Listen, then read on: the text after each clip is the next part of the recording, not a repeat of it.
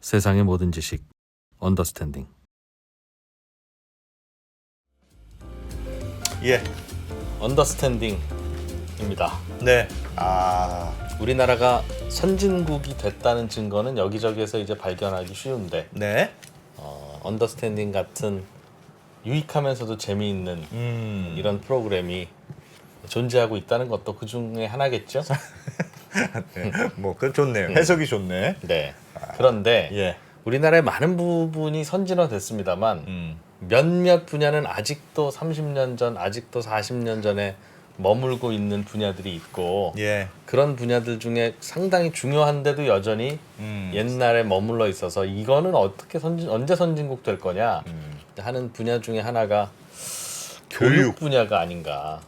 저는 진짜 이 교육 문제는 우리가 거의 연중 기획처럼 네. 계속 해야 될 주제 같아요.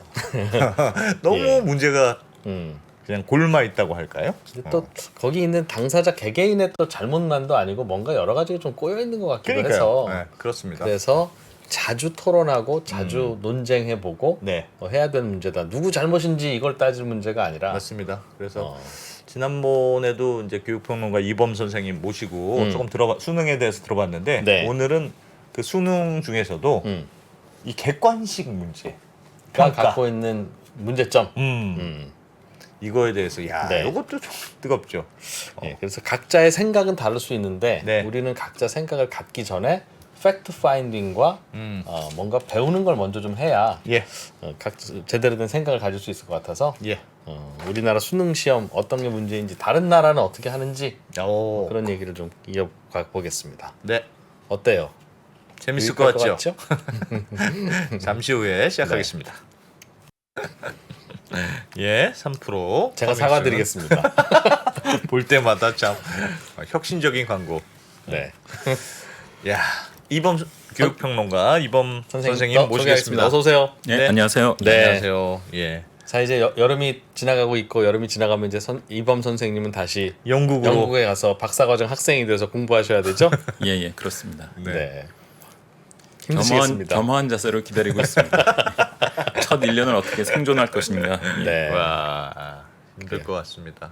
오늘은 우리나라 수능의 한계, 다른 나라 제도와 비교해서 설명을 해주신다고 그러니까요. 합니다. 여러 가지 뭐 지난번에는 약간 그 상대평가, 예. 상대평가가 갖고 있는 약간 차별의 문제 그런 네. 거 말씀해 주셨던 것 같은데 음, 그거 말고 오늘은 조금 더 다른 포인트, 수능이 갖고 있는 한계. 그걸 좀 해보려고 하고요. 참 마침 지난번에 말씀하신 그 시간에 대한 그 영상에 대한 댓글 중에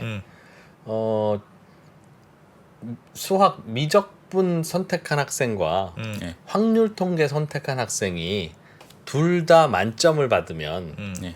그래도 미적분 하는 학생이 더 유리하다. 더 유리하다. 최고 점수가 더 높죠. 예, 그러니까. 그런데 그래서 이걸 최고 점수는 같이 해줘야 되지 않겠냐라는 말씀을 하셨는데 댓글에서 몇몇 분들이 아니 그래도 미적분이 어렵고 확률 통계가 쉬운 건 사실 아니냐. 그냥 미적분은 선택하면 될 거 아니냐? 그런데 둘 다 100점을 맞았는데 그럼 두 100점 중에 그래도 미적분 100점 맞은 학생이 우수한 거 아닐까? 근데 그래도 100점은 그냥 같이 해주는 게 과연 공정한가? 그건 잘 모르겠습니다 하는 반론성 댓글들이 좀 있었던 것 같아요. 그걸 제가 지금 반론하기 시작하면 지금 퇴근길에 그렇습니까? 태풍으로 머리가 아프신 분들 더 고문하는 게 될 것 같고요. 네. 하여튼 다른 나라에는 그런 제도는 없다. 우리나라 표준 점수처럼 최고 점수가 과목에 따라 달라지는 이런 예. 경우는 일체 없다. 이것만 일단 그러게. 좀 말씀드리고 싶습니다. 예. 네, 알겠습니다. 네. OECD의 대입 제도들을 좀 살펴볼 텐데 네. 예. 대학 입시는 그래도 다 있죠. 시험 안 보고 그냥 그래. 등록하면 그냥 가는 마치 식당 예약하듯이 저 내년 대학 갑니다. 저 이름은 안승찬이고요. 뭐 이런 데는 없죠. 입시 제도는 다 있겠죠. 우리가 이제 입시라고 할 때 이제 크게 선발제도 전체를 그냥 입시라고 부르는 경우도 있고, 예. 근데 좁은 의미의 입시는 이제 일제히 같은 날 보는 시험이죠. 이제 external exam, 그 외부 시험이라고 번역하는데, 예. 그 고등학교의 외부에서 출제했다는 뜻입니다. 아. 고등학교 선생님이 우리 학교 선생님이 출제한 게 아니라 이제 아. 어떤 국가기관이나 공인기관이나 뭐 대학이나 예. 이런 데서 예. 출제한 이런 게 이제 좁은 의미의 입시인데요. 대부분의 나라는 이 좁은 의미의 입시를 가지고 있습니다. 예. 그래서 OECD 35개국을 다 조사해 보면 이런 외부 시험 입시가 없는 나라가 딱 2개 있어요. 오. 그게 이제 노르웨이하고 캐나다입니다. 거기는 그냥 학교 성적으로만 그렇죠. 가는 거군요, 그냥. 내신 성적밖에 낼 수 있는 게 없죠. 입시가 그래요? 없으니까. 예. 그래서 캐나다에서는 어떤 일이 벌어지냐면 그 A 고등학교나 A 지역은 좀 점수를 좀 후하게 주는 지역이고 예. 학교에서 학교에서 B 고등학교 또는 B 지역은 점수를 좀 짜게 짜게 주는 주는. 지역이고 예. 그럼 대학에서 이걸 비밀리에 보정을 합니다. 아, 이 학교는 좀 점수가 원래 짜 이렇게 생각하고. 그러니까 이제 와. 대학들이 노하우를 가지고 있으니까 예. 지역별 차이 또는 고등학교별 차이를 좀 알고 있어요. 그래서 이 보정을 하는데 어떻게 보정하냐고 물어보면 그래. 절대로 안 알려줍니다. 그 그리고 이제- 보정의 방식이 매년 바뀌기는 해요? 아 그것도 모릅니다. 그것도 모르고? 그 캐나다 입학사정관들이 거기까지만 알아라. 예. 너무 깊이 얘기하지 들어오지 않고요. 마라. 예.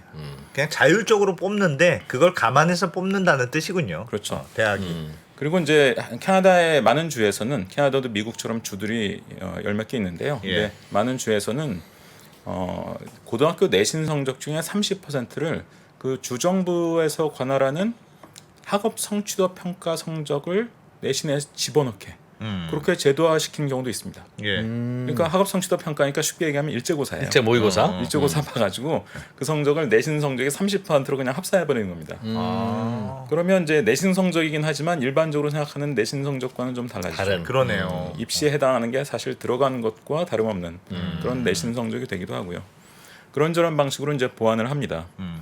어쨌든 입시라는 게 이제 2가지 기능이 있는데 첫 번째는 이게 졸업 또는 어떤 성취를 했다는 이제 인증 기능입니다. 인증 기능을 하고 그리고 이제 낙제냐 아니냐 이걸 또 판별하는 기준이 되기도 하죠. 우리나라 빼고는 다 낙제 있다는 거 아십니까? 낙제. 예, 시험을 봤는데 우리나라가 OECD에서 유일하게 낙제와 유급이 모두 없는 나라입니다. 고등학교에서 예. 다른 나라는 고등학교 2학년 때 공부 안 하면 다시 2학년이에요? 예, 유급을 하거나 예. 또는 뭐 시험을 봤는데 너무 시험 점수가 낮으면 그럼 낙제입니다. 그래서 얘는 이 시험을 통과하지 못한 것으로 취급돼요. 고등학교 졸업장 안 준다는 거죠? 그런 경우도 있습니다. 이게 이제 졸업 시험과 통합되는 경우도 있고요. 별개의 시험인 경우도 있는데 어찌됐든 유급이나 낙제 개념이 모두 존재합니다. 있다. 예. 근데 우리나라는 우리나라는 언제 없어졌냐? 80년대 되면서 없어졌습니다. 예. 원래 있었는데. 네, 70년대까지 우리나라 고등학교에 유급이나 낙제가 있었습니다. 왜 없었? 우리처럼 그 교육열이 강한 나라에서 왜 없었을까요? 그래서 너무 우리가 뭐 교육열이 강한 나라로 스스로 이렇게 자부를 하고 있긴 합니다만 예. 알게 모르게 굉장히 온정주의적 정책이 들어온 게 많습니다. 온정주의 뭐겠습니까? 학교에 와서 그냥 잠만 자도 출석 일수만 채우면 졸업은 졸업을 시켜줄게. 시켜줍니다. 굉장한 온정주의죠. 네. 유급이나 낙제가 없는 겁니다. 그리고 또 약간 다른 차원 얘기지만 대학을 뭐 그냥 마음껏 만들 수 있게 해가지고 너도 나도 할 것 없이 다 그냥 대학생이 될 수 있게 해준 것. 네. 이것도 굉장히 좀 불합리한 온정주의적 정책인 것이고요. 예. 사실 90년대 급속히 늘어나기 시작한 우리나라 대학 때문에 지금 또 급히 구조조정을 해야 되는 뭐 이런 상황에 문제도 처했지 않습니까? 있죠. 그렇죠. 또 예를 들면 인문계 고등학교의 정원을 점점 늘려서 중학교에서 최하위권이어도 인문계 고등학교를 갈 수 있게. 요즘은 인문계 고등학교가 아니라 일반고라고 합니다만 예. 이런 맞아요. 것들도 다른 나라에서 거의 사례를 찾아볼 수 없는 매우 희귀하지만은 20점 만점에서 10점만 맞으면 대학을 갈 수 있는데도 네. 이 11점, 12점, 13점, 20점까지 이제 이 단어는 낮고. 그래드를 다 주죠. 예. 알겠습니다. 그래서 뭐 입시는 뭐 그래도 왜 필요한지는 알겠어요. 우리도 하고 있고. 근데 입시의 방법이 이제 다 다른 거잖아요. 그렇죠. 그래서 35개국을 조사를 해보면요, 그중에 예. 이제 33개국이 대입시험 입시를 가지고 있는데 예. 대체로 논술형입니다. 논술형이 더 많습니까? 논술형과 이제 일부 구수를 겸한 이런 나라들도 있는데요. 논술형이 대세고요. 네. 근데 하필이면 우리에게 영향을 제일 많이 준 2나라가 객관식 시험을 가지고 있습니다. 미국, 일본. 그렇죠. 미국과 일본이 이제 대입 시험에 객관식이 있고요. 그리고 몇 개 더 있는데 일단 이제 선진국 중에 스웨덴이 있고요. 그리고 터키, 칠레, 멕시코가 있습니다. 근데 터키, 네. 칠레, 멕시코는 사실 객관식 시험을 보는데 우리가 무슨 교육 정책을 뭐 얘기할 때 터키, 칠레, 멕시코의 사례를 이렇게 들거나 막 본받자 이런 얘기를 하지는 않잖아요. 네. 일단 이제 이 나라는 좀 제외하겠습니다. 예. 이 나라 분들한테는 죄송하지만. 네. 그럼 남는 게 이제 미국하고 일본인데 그리고 이제 스웨덴인데 예. 미국, 일본, 스웨덴의 그 객관식 시험하고 우리나라 수능하고는 큰 차이가 하나 있습니다. 네. 미국, 일본, 스웨덴의 객관식 시험은 우리나라 수능보다 영향력이 훨씬 적어요. 입시의 영향력이 적어요. 입시에 객관식이 있지만 선발의 영향력이 상당히 적습니다. 우리나라보다. 이게 왜 그런지를 이해하셔야 되는데요. 예. 일단 일본은 쉽습니다. 본고사가 있으니까. 아. 본고사가 있고 그 전에 보는 이제 센터 시험. 요즘은 이름이 공통 테스트라고 바뀌었는데 예. 어쨌든 이게 이제 국가에서 치르는 오지선다였다가 요즘은 사지선다가 됐어요. 네. 원래 객관식 시험이거든요. 근데 어차피 본고사를 대부분 명문대에서는 보기 때문에 약간 예비고사 같은 느낌도 들고 물론 이제 요 시험만으로 뽑는 대학도 있긴 합니다만 예. 그런 것이고요. 그래서 영향력이 작고 미국의 SAT나 ACT는 지난번에 제가 좀 말씀드린 바 있습니다. 그러니까 학교에서 SAT 문제집을 풀어주는 수업을 할래야 할 수가 없어요. 예. 그래서 이 객관식 시험의 영향력이 고등학교와 분리되어 있습니다. 차단되어 있습니다. 왜냐하면 뭐 아이들마다 다 제각기 SAT 시험 나는 이번 달에 볼래, 누구는 뭐 다음 달에 볼래, 누구는 뭐 난 작년에 미리 봤는데 못 봐가지고 뭐 한 3달 뒤에 또 보겠다, 뭐 이러고 있거든요. 각자 보는 거니까. 시험 보는 시기나 횟수가 개인 재량입니다. SAT나 ACT는 각각 1년에 7번 보고 6번 보고 이런 시험인데 이건 사실 다른 나라에는 비슷한 사례가 없습니다. 다른 나라는 대부분 대입 시험을 1년에 한 번 봐요. 근데 미국은 이렇게 여러 번 볼 수 있게 펼쳐놓고 학생에게 이 자율권을 줬기 때문에 고등학교에서 무슨 수로 애들을 일제히 뭐 이렇게 문제집을 그렇지. 풀어주겠습니까? 예. 불가능한 거죠. 그래서 미국은 이제 내신 고등학교 학교 시험은 대체로 논술형 서술형이거나 네. 뭐 수행 평가거나 뭐 이런 것들이고 뭐 객관식이 있을 수는 있지만 근데 이제 입시는 이제 객관식으로 보는 객관식이고. 이런 뭐 특이한 조합을 가지고 있고 이런저런 관계로 어쨌든 미국은 그 객관식 시험인 SAT의 영향력이 좀 제한적이라는 거죠. 특히 고등학교에 영향을 많이 주지 못하게 차단돼 있습니다. 예. 그리고 이제 스웨덴의 입시, 스위디시 SAT라고 흔히 부르는 이 시험이 또 아주 재밌는 시험인데 예. 스웨덴은 이제 내신 성적만으로 대학에 갈 수 있습니다. 지원을 해요. 예. 그래서 네. 합격을 할 수 있어요. 근데 내신 성적이 좀 억울한 학생들이 있습니다. 있을 수 있죠. 내가 소시적에 놀아서 나 내신이 좀 안 좋은데 가능성은 있는데. 아니면 지금 공부 잘하는 내가 공부를 열심히 학생들이. 해가지고 막상 공부 열심히 해서 한 1년 내가 많이 성적이 이제 실력이 좋아졌다. 예. 이런 학생들이 이제 신청해서 보는 시험이 스위디시 SAT 이 객관식 시험이에요. 야. 이 입시를 신청자만 봅니다. 야. 그렇게 해서 어느 정도 받으면 그건 내신 몇 등급으로 환산해서 해준다. 환산해주고. 아니 이제 대학에서 아예 두 줄을 세웁니다. 예. 스웨덴 이 규칙상 어떻게 되냐면 대학에서 어떤 과에서 학생을 뽑을 때 정원의 30% 이상은 내신 말고 이 입시로 뽑도록 규정이 되어 있습니다. 아. 쉽게 해서 우리 과는 예를 들어서 반은 내신으로 뽑고 반은 입시로 뽑겠어. 이렇게 정해서 미리 발표를 해요. 예. 그럼 학생들이 알아서 나는 그냥 내신 성적 내야지. 아니야 나는 이제 내신 성적 버리고 입시 봐가지고 이 성적 내야지. 아하. 또 졸업한 지 오래된 분들도 있을 수 있잖아요. 예. 이분들을 또 위해서 이제 이 시험이 존재합니다. 그래서 두 줄을 세우고요. 다 예. 성적 순으로 뽑긴 하는데 이제 한 줄 세우기가 아니라 이제 두 줄 세우기 해서 뽑는 거죠. 야, 그것도 되게 합리적이네요. 굉장히 듣기에는. 이건 이제 스웨덴의 고민이 이제 반영돼 있는 것이 북유럽 국가들이 대학 진학률이 그렇게 높지 않은 것으로 알려져 있죠. 예. 한 20-30% 되다가 그래도 최근에 꽤 올라가서 뭐 40% 이상 됩니다. 아, 예. 그래요. 요즘 유럽이 대학 진학률이 꽤 높아졌어요. 그래도 우리보다 못 미치죠. 우리는 뭐 70% 이상 되는 시절도 있었으니까. 예. 지금 70% 정도 됩니다. 그런데 일생 중에 대학 교육을 경험한 비율. 그러니까 난 20대 후반에 대학을 갔거나 30대에 대학을 갔거나 이런 분들이 꽤 있어요. 옛날 애들은. 예. 그래서 일생 중에 대학 교육을 경험한 비율을 보면 우리나라 못지 않습니다. 늦게 가는 스웨덴이 경우가 있다는 뜻이네요. 그러니까 뒤늦게 대학을 가려는데 이 나라에는 뭐 내신 성적? 내가 5년 전, 10년 전에 받은 내신 성적을 낸다는 건 좀 불합리하잖아요. 근데 또 이런 분들도 있고 해서 이런저런 이유로 이제 그걸 입시를 만들었군요. 별도로 이제 시행하는데 유럽에선 매우 드물게. 유럽의 객관식 시험은 진짜 드문 건데요. 스웨덴은 이제 이런 식으로 존재합니다. 내신의 보충을 위해서. 그럼 그 말씀을 하여튼 그런 나라들을 제외하고는 해도 되게 제한적으로 입시에 영향을 미치고 나머지 나라들은 대체로 논술형으로 입시를 그렇죠. 한다. 입시가 객관식이면서 이 객관식 시험의 영향력이 이렇게 큰 나라는 사실 선진국 중엔 한국밖에 없습니다. 그래서 오늘 좀 재밌는 자료를 보여드릴 텐데 예. 다른 나라 입시는 도대체 어떻게 하는 문제가 건가? 어떻게 돼 있어? 문제가 어떤 문제 나오나? 그거 궁금합니다. 재밌습니다. 머리 아플 수도 있습니다. 왜냐하면 이따가 뭐가 나오냐면 수학 시험도 나오거든요. 좋습니다. 영국의 대입 시험입니다. A-레벨이라고 부르는 대입 시험인데 뭐 물론 이제 주요 과목 다 논술형 시험입니다. 역사 네. 시험인데요. 문제를 좀 보면 예를 들어서 지금까지 배운 전쟁들 가운데 하나를 선정해서 전쟁이 사회를 발전시킨다는 명제의 타당성에 대한 자신의 견해를 논해라. 이게 대입 시험 문제입니다.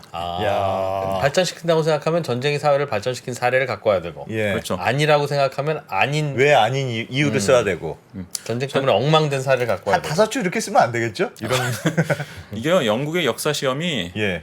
2시간짜리 시험을 3일 보니까 6시간을 보는 겁니다. 와 시험 보는 시간이 예. 6시간이에요? 예, 예. 문제가 많아요 그러면 이런 문제가 그럼요. 어. 대체로 이런 문제들이고요. 물론 예. 사실관계를 알고 있는지를 확인한 그 문항들이 좀 있긴 있어요. 예. 근데 그 문항의 비중은 작습니다. 그럼 저런 거 얼마나 써야 돼요? 한번 저런 문제에 대해서 답을 쓴다. 그러면 뭐 한 A4 한 장 이 정도로 쓰는 겁니까? 얼마나 답을 최소한 써야 A4 반장 이상이고요. 반장 되게 이상 한 써야 장 정도 되고. 쓰는 경우가 많고. 예. 저 다음 문제를 보여드리면 히틀러가 2차 세계대전을 일으킨 이유가 1차 세계대전 이후 승전국의 가혹한 배상 요구로 인한 복수심 때문이라는 주장이 있다. 야. 이에 대한 자신의 견해를 근거를 들어 서술하시오. 야 근거를 들어야 되는 게 마음 아프네. 나의 견해는 난 견해는 있는데 근거는 잘 모르겠다. 이러면 안 되는 거네요. 근거가 아니 부족해. 역사를 배웠으니까 네가 예. 근거도 합당하게 될 수 있을 거 아니냐 이제 이렇게 보는 거고요. 이걸 보면 우리가 이제 두 가지 느낌이 듭니다. 예. 첫 번째 느낌은 뭐냐면 정답이 하나가 아니구나. 그렇죠. 정답이 네. 하나로 떨어지는 질문이 아니구나. 예. 이 객관식 시험의 가장 그 중요한 한계가 바로 이겁니다. 정답이 하나로 딱 떨어지는 질문만 할 수 있습니다. 그렇죠. 그렇죠. 근데 이 세상에 좋은 중요한 질문들 중에 대부분은 제가 보기엔 정답이 하나로 나오기 힘듭니다. 그렇지. 근데 그런 거는 배제하고 예. 일단 정답이 하나 떨어지는 그런 문항만 내겠다. 이게 이제 객관식 시험이기 때문에 평가할 수 있는 학생의 역량의 폭이 너무 적은 거죠. 그래서 이제 수능을 좀 폄하하는 분들 가운데서는 수능이 그냥 암기주 시험이다 이렇게 또 폄하하는 분들이 있는데 이건 굉장히 좀 오해를 하신 거죠. 예. 사실 수능에는 처음 보는 그런 자료나 지문도 많이 나오거든요. 예. 그 처음 보는 자료나 지문을 딱 주고 너 이거 제대로 독해를 할 수 있느냐, 독해력이라든지 또 여기에 대해서 제대로 추론할 수 있느냐, 추론 능력이라든지 또는 거기에 대해서 뭐 어떤 주장에 대한 논증 능력, 물론 이제 1, 2, 3, 4, 5번 객관식으로 내긴 하지만 예. 그러니까 이런 독해력, 추론 능력, 논증 능력 같은 어떤 역량을 측정하는 부분이 수능에 꽤 많이 들어 있습니다. 예. 그러니까 단순 암기 시험이라고 보기는 어려워요. 하지만 어쨌든 평가하는 그 역량의 폭은 상당히 좁을 수밖에 없다는 거죠. 왜? 답이 딱 어쨌든 하나로 답은 떨어지는 질문만 할 하나만 수 있어야 있으니까. 되니까. 그러네요. 또 다른 질문의 예를 들어드리면 네. 이거 프랑스의 대입 시험입니다. 유명한 바칼로레아죠. 바칼로레아가 이제 우리나라에 소개되는 건 주로 철학 시험 문제만 소개되는데 네. 모든 과목 다 있습니다. 다 예. 바칼로레아 논술형이라는 거죠, 또. 예. 근데 우리에게 잘 알려진 철학 문제 뭐 예. 보신 적 있을 거예요. 비슷한 거. 진리는 경험을 통해 확증될 수 있는가? 참 문제 심오하다. 지문이 없습니다. 그러니까 지문이 자료가 없고. 없어요. 자료가 없고 질문만 있습니다. 그리고 이제 다음 문제를 보면 우리는 욕망을 해방시켜야 하는가 아니면 욕망으로부터 해방되어야 하는가? 야, 저 너무 좋은 질문이다. 야, 그렇지. 그렇지. 욕망으로 내가 해방되어야 되느냐? 해방시켜야 되느냐? 그러니까 돈을 벌어야 하느냐, 돈으로부터 자유로워야 되느냐. 돈을 벌어야 하느냐, 돈 없어도 살 수 있는 진짜 저건 마음가짐을 다양한 가져야 상상이 하느냐. 가능하겠다, 저거는. 근데 막상 이제 네. 답을 보면 예. 아주 천차만별의 답이 나오지는 않습니다. 왜냐면 예. 이게 철학 시간에 다 배우는 주제들이거든요. 약간 이게 다- 이것도 참고서가 있고 그런 거군요. 철학사적으로 다 굉장히 중요한 질문들이고 예. 고등학교 철학 시간에 다 배우는 겁니다, 학생들. 좀 쉬운 문제다 예. 이거거든요. 우리 느낌은 어렵지만 프랑스 학생들은 그렇게 어렵게 느끼지는 않는다는 거죠. 예. 예. 다 뭐 진리는 경험을 통해 확증될 수 있는가? 이거는 뭐 경험주의라든지 합리주의라든지 그렇겠네요. 그와 관련된 예. 논쟁에 바로 나오는 얘기고 음. 욕망을 해방시켜야 돼요. 아니면 우리가 욕망으로부터 해방돼야 돼. 이게 이제 헬레니즘 시기에 이제 스토아 학파냐, 뭐 에피크로스 학파냐, 뭐 나왔던 그렇습니다. 그 논쟁과 다 예. 뭐 이런 식으로 돼 있어서 뭐 아주 황당한 문제 이런 게 전혀 아니라는 거죠. 네. 이게 제가 재밌는 시험을 가져왔습니다. 바칼로레아 시험에 10여 년 전부터 선택 과목에 한국어 시험이 있습니다. 한국어요? 아, 그래요? 우와. 프랑스 한국어가- 입장에서는 제2외국어나 제3외국어네요. 그렇죠. 그러니까 외국어 시험은 프랑스에서는 논술형 시험과 더해서 구술형까지 같이 보게 돼 있는데요. 음. 애석하게 한국어를 구술 평가할 수 있는 전문가가 프랑스에 많지 않아서 그렇죠. 논술형 시험만 봅니다. 예. 구술 시험은 예. 아직 못 치르고. 근데 우리나라 수능 시험하고 한번 비교해 보십시오. 나오는 지문이 신경숙 씨의 외딴방입니다. 예. 이거 외딴방이 질문으로 지문으로 줘요? 나오고 예. 네. 첫 번째 질문. 이 글에서 그녀는 누구입니까? 그러니까 맨 위에 있는 이제 요것들은 예. comprehension, 그러니까 이해를 제대로 했는지를 보는 질문들입니다. 예. 그래서 1번에 이 글에서 그녀는 누구냐? 2번에 여기서 화자는 더 이상 부엌의 일들이 할 수 없게 되었다고 하는데 왜 그러냐? 3번은 왜 눈물을 글썽였을까? 네, 4번은 뭐 왜 검은 도화지를 붙이고 있느냐? 청문회. 예, 이거는 이제 독해력을 묻는 거죠. 그러네요. 글을 이거 읽고 제대로 내용을 이해할 수 이해했느냐? 있으면. 근데 2번은 이제 표현력을 이제 평가하는 문항인데 예. 이걸 보면 이제 이게 진짜 다르구나라는 걸 느낍니다. 음. 위에 보면 인문계열 응시자는 두 문제 모두 답하고 밑에 다른 계열 응시자는 한 문제로 골라 답해라. 다른 계열이 이제 사회 계열이 있고요, 자연 계열이 있고 또 직업 계열이 있습니다. 프랑스는 이제 문과 이과 이렇게 거칠게 나누는 건 아니지만 조금 더 세부적인 어떤 그 계열이 있거든요. 예. 근데 위에 인문계열 응시자는 두 문제 모두 답해야 되는데 첫 번째에서 이 큰오빠는 그녀를 방 안으로 데리고 갑니다. 큰오빠와 그녀는 방 안에서 어떤 대화를 할지 상상해서 상상- 쓰시더라. 야, 이거는 진짜 문제가 완전 컨셉이 다르네요. 그리고 이게 프랑스만이 아니라 뭐 영국, 독일 등에서 흔히 볼 수 있는 문항이고요. 정답이 없는 거네요, 그러니까. 미국도요. 아까 말씀드렸지만 입시는 예. SAT 객관식이지만 고등학교에서 꽤 이런 식의 시험이 있습니다. 이런 평가들이 있어요. 야. 크리에이티브 라이팅이라고 해서 네가 한번 예, 상상해서 써봐. 상상해봐라. 상상해서 써봐. 그럼 그래서 평가는 상상력의 오. 수준까지 평가합니다. 그래서 예. 의외의 답안일수록 높은 점수를 받는 겁니까, 저건? 뭐 아주 엉뚱하게 쓰면 또 어떨지는 잘 모르겠습니다. 그러나 예, 예. 실제로 이제 이런 시험을 본 학생들 얘기를 들어보면 나는 진짜 기발한 상상을 발휘해서 써서 높은 점수를 받았다라고 실제로 그렇게 얘기하는 학생들이 많이 있습니다. 그렇지. 기발할수록 좋은 점수를 받을 것 같아요. 두 번째 질문이 여러분이 생각하는 이상적인 방은, 이 지문이 외딴 방이잖아요. 예. 이상적인 방은 어떤 방이냐? 써봐라. 이게 이제 요거는 자국어, 즉 프랑스어 시험이 아니라 외국어 시험이라서 120자 좀 간단하게 답하는 건데 예. 아까 우리가 이제 철학 시험도 보고 했습니다만 그런 이제 프랑스어로 이제 쓰는 시험은 굉장히 길게 쓰게 돼 있습니다. 이건 한국어로 써야 됩니다. 답을. 이걸 또 한국어로 쓰는 거예요? 예, 예. 어렵다. 프랑스어로 쓰는 게 아니죠. 외국어 시험이니까 한국어로 써야 됩니다. 예. 그래서 어떻게 보면 프랑스의 외국어 시험으로 만들어놓은 바칼로레아의 그 한국어 지문보다 그 질문보다 우리나라 수능의 국어 질문이 더 수준이 낮은 것일 수도 그럴 있습니다. 수도 있네요. 그러네요. 세상에. 아, 그 이제 보니까 지문도 한국어고 문제도 한국어로 내는 거네요. 예, 그리고 아예. 답도 한국어로 써야 답도 됩니다. 한국어로 쓰는 거고. 당연히죠. 우리가 영어 시험을 보는데 한국어로 쓰면 안 되잖아요. 예. 우리는 영어 시험도 한국어로 문제가 나와 있는데. 그리고 이제 핀란드 대입 시험. 예. 핀란드는 지난번에 잠깐 말씀드렸던 것 같은데 내신은 안 봅니다. 내신 안 보는 나라들이 여러 나라 있는데 영국도 내신 없고요. 예. 프랑스도 내신이 없다가 최근에 마크롱이 내신을 10% 집어넣게 개혁을 했습니다. 지난 50년간은 내신이 없었어요. 그래서 이제 핀란드는 이제 대입 내신이 없고 대입 시험 성적 이것만으로 이제 대학에 가는데 선택 과목 중에 심리학이 있습니다. 페이스북 또는 기타 소셜 미디어에서 성격이 개인의 행동에 어떤 영향을 미치는지 알아보기 위한 연구를 설계하시오. 연구를 설계하라는 겁니다. 해당 유형의 연구에 대한 윤리적 고려 사항에 대해서 논하시오. 야, 이건 진짜 어렵네요. 이런 질문이 나오는가 하면 이거를 고등학생들이 풀 수. 핀란드의 국어니까 핀란드어겠죠. 예. 정치인, 운동선수, 기타 유명인들은 자신이 말하거나 행한 것에 대해 유감을 표명하고 사과하곤 한다. 예. 사과를 사회적 행위와 개인적 행위 중 어떤 의미로 받아들이는 것이 타당한지에 대해서 논해라. 이런 질문이 나옵니다. 그리고 이제 영어입니다. 영어로 예. 써야 돼요. 당신은 한 신문에 여가면에 실릴 기사를 작성하고 있다. 오지 탐험 여행 상품의 장점과 위험을 소개하는 기사를 작성해라. 그걸 영어로 쓰시오. 오. 영어로 기사라고 썼다고 생각하고 쓰시오. 야, 저거 우리는 못할 것 같은데 저거. 너무 어렵다. 이런 문항을 보면 벌써 이제 어렵다는 느낌이 듭니다. 예. 네. 그러니까 그들하고 이제 우리가 겪어온 교육이 너무 달라서 그런 거죠. 달라서. 이를테면 이건 이제 독일 분한테 직접 들은 얘기인데 예. 독일 학생들한테 객관식 시험지를 나눠주면 여론조사냐 아. 아니면 IQ 테스트냐. 어. 그러니까 객관식을 본 경우가 IQ 시험하고 여론조사밖에 없는 거예요. 없으니까. 그렇죠. 그러니까 우리하고 전혀 다른 문화에서 어려서부터 이렇게 길들여졌기 때문에 예. 질문이 이렇다고 해서 어렵다고 느끼진 않습니다. 근데 이제 우리 입장에서는 난이도가 높게 느껴지죠. 우리는 이렇게 키워지지 않았으니까. 예. 우리는 정답을 고르는 걸로 키워졌기 때문에 그래서 나와 생각이 다른 사람은 오답이라고 생각해요. 그럴지도 모릅니다. 예. 나쁜 놈이라고 생각하고. 그렇지. 그리고 이제 또 하나 이제 드는 생각이 뭐냐면 야 이런 거 애들한테 훈련시키려면 그냥 뭐 막 문제풀이 열심히 시켜도 되는 게 아니겠구나. 예, 책도 그러네요. 읽히고 토론도 시키고 뭐 여러 가지 탐구 활동도 뭐 연구를 해보도록 이렇게 학생들한테 좀 기회도 주고 예. 그래야 되는구나라는 것을 우리가 느낄 수 있죠. 세상에. 그리고 이제 재미있는 문항이 그 뒤에 있는데 예. 독일의 이제 대입 시험.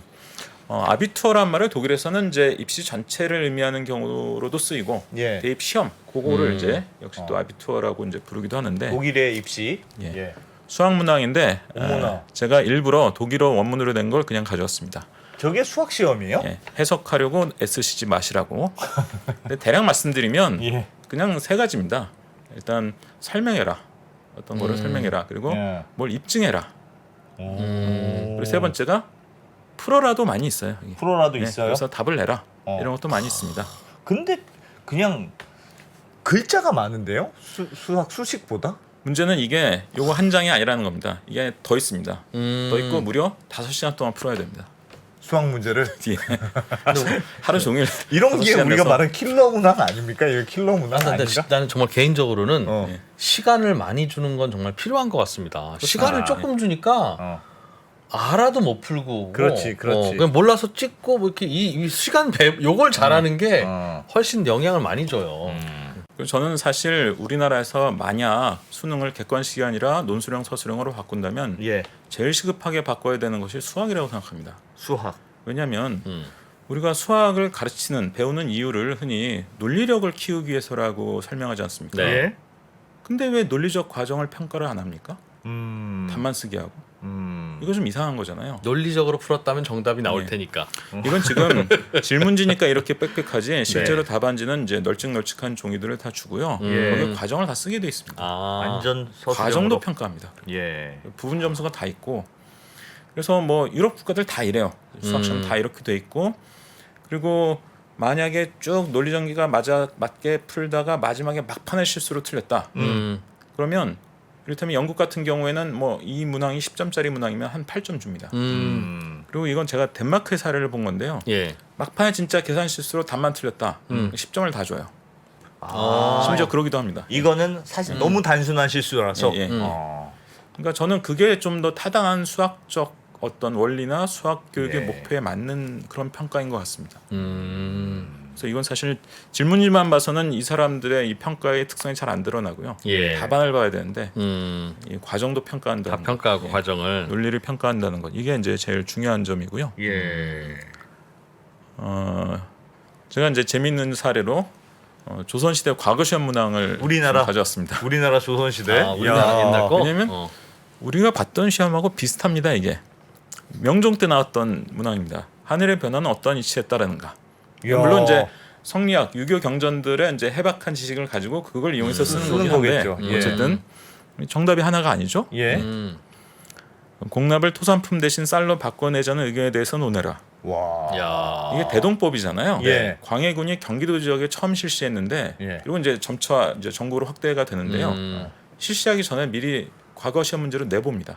사람들이 어떻게 여기에 대해서 어떻게 답하나. 임금이 지시해서 낸 거예요. 아. 선비들은 어떻게 생각하는지. 그리고 과거 시험의 성격이 뭔지를 가만히 보면 결국 관료들을 뽑는 거잖아요. 예. 국가 관료가 되지 않습니까? 네. 그럼 국가 관료가 이런 거에 대해서 자기 의견이 있어야죠. 그렇지. 그렇지. 그렇죠.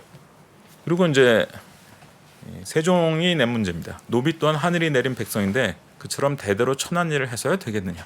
야. 세종은 역시 문제가 다르네. 그렇지 않습니까? 와. 그래서 그 조선 시대 멋진 이제 점, 그 신하들을 문제네. 가르쳤던 왕이 둘 있다고 하는데 이제 그 예. 세종과 정조 아닙니까? 그래서 아. 이 신하를 가르치는 그 막강한 실력을 가진 분께서 신이 문제를 냈구나. 인본주의적인 어떤 생각이 있어서이겠죠. 예. 이런 문제는 이제 낸 겁니다. 예. 어떻게 생각하냐? 예. 근데 거의 방향을 정해준 질문이네요. 그러니까 이건 너는 이렇게 하면 좋겠어, 안 하면 좋겠어가 아니라 네. 내 생각은 과인의 생각은 이러한데 네 생각은 어떠냐? 라는 근데 질문이라. 이 시험을 보는 유생들 입장에서는 이게 예. 임금이 낸 문제는 좀 모르죠. 아. 시험장 갔는데 그 문제가 탁 공개되거든요. 아. 이게 임금이 냈는지 그냥 뭐 하급 관료가 모르죠. 냈는지 아, 모르는 거죠. 그러니. 예. 그냥 생각대로 쓰는 거지 뭐. 이런 말도 안 되는 생각을 하는 사람들이 있다. 재밌는 문제입니다. 노비라는 지위 또한 하늘이 내린 것이니 어. 그걸 인간이 바꾸면 아니 되옵니다. 라는 수도 답을 있고. 했을 수도 있다는 거네. 그럴 수도 있지. 예. 하지만 그 논거가 필요하지 않습니까? 예. 답이 중요한 면도 있지만 그 그렇지. 논거가 이제 설득력이 있어야 되는데 예. 그런 능력을 이제 테스트한 시험이었고요. 그 다음에 이제 예를 이제 들어드리는 게 재밌는데 일본인들이 울릉도 주변 우리 백성들이 어로 활동을 금지해달라고 요청했는데 우리 입장을 설명해도 들을 생각이 없다. 얘들 어떻게 하면 좋겠냐? 왕이 한번 물어본 겁니다. 이건 되게 실용적인 답을 구하는 거네요. 아니, 가려면은 예. 여기에 대해서 좀 생각이 있어야 된다는 거예요. 그렇지. 되게 맞아. 그러네. 약간 그 앞에서 봤던 그런 느낌이 드네요. 옛날 조선시대 때 그러네. 이 과거 시험 보니까. 아까 우리가 봤던 핀란드 문항을 좀 다시 들여다보면 예. 뭔가 공통점이 있습니다. 그 공통점이 뭐냐면 의외로 실용적이라는 겁니다. 야 어렵다 이런 느낌도 물론 들죠. 예. 또 다른 느낌이 이거 좀 실용적이네. 핀란드 시험 문항 제가 보여드린 것 중에 세 번째 문항을 보시면은 또 그 오지 탐험 여행 상품의 장점을 설명하는 기사를 한번 써봐라. 실용적인 능력을 키우는 훈련이 되는 거죠. 그렇지. 예. 바로 예. 예. 투입하면 저거 해야 되니까. 그리고 예를 들어서 그 바로 첫 번째 나와 있는 예. 이제 뭐 연구를 설계해라 이런 거는 네가 실제로 어떤 탐구 활동을 뭐를 알아내야겠어서 탐구 활동을 진행한다고 했을 때 네가 이걸 어떻게 설계하는 게 좋겠냐. 굉장히 실용적인 능력을 테스트하는 겁니다. 어렵다. 예. 이런 점에서 저는 이제 이 유럽의 논술형 입시하고 우리나라의 조선 시대 과거 시험이 상당히 저는 그 공통성이 있다. 근데 이제 한국의 학생들이 초등학교 1학년 때 깨닫는 진리가 있습니다. 예. 첫 번째 진리가 뭐냐면 정답은 문제집 뒤에 다 나와 있다. 그 진리를 깨닫고 예. 하여튼 뭐 저 뒤에 이제 답이라고 해서 막 숨겨놓은 게 있는데 예. 하여튼 그게 하나 있고 그거를 빨리 내가 찾아야 된다. 찾아야 된다. 정확하게 빨리 찾아야 된다. 아. 창의적 교육하고는 좀 잘 안 맞는 거죠. 예. 그리고 두 번째 깨닫는 진리가 내 생각은 중요하지 않다. 아, 저거 너무 서글프다. 출제자의 의도를 이제 출제자의 짐작해서, 의도. 예. 그래서 나는. 단 하나로 요약된 정답을 찾아야 되는 겁니다. 예. 그러니까 내 생각을 전개한다라는 것은 그래서 요구되지 않는구나. 이거를 이제 알게 되는 거죠. 아하. 그래서 저는 이게 이제 민주시민 교육에 역행하는 그런 요인이라고 봅니다. 아까 그런데 이프로께서 중요한 얘기 하셨잖아요. 네. 예. 그러니까 그렇지. 내 생각을 이렇게 정리하고 발전시키는 이런 훈련을 하지 않는 것이 그러면 정답이 하나 있다라는 것에 지나치게 익숙해지면 그 정답이 아닌 건 다 틀린 거야. 예. 네. 이런 식의 이제 사고에 길들여질 수도 있다는 거죠. 이 프로가 채팅창에서 매일 욕 먹는 이유가 그거 아닙니까? 이상한 얘기 한다고. 이상한 얘기. 내가 생각했던 거하고 다른 안 들어본 얘기를 얘기 하니까. 한다고. 그래서 민주시민 교육 얘기할 때 흔히 이제 다른 사람의 이야기를 경청하고 남을 공감할 줄 알고 뭐 잘 이해할 수 있어야 된다라는 얘기를 하시는데 예. 사실은 그 전에 자기 이야기를 할 줄 알아야 됩니다. 아, 그래야 되는 거죠. 그렇죠. 그리고 남이 하는 얘기가 또 다른 자기가 하는 이야기라는 것을 또 이해해야 되는 것이죠. 예.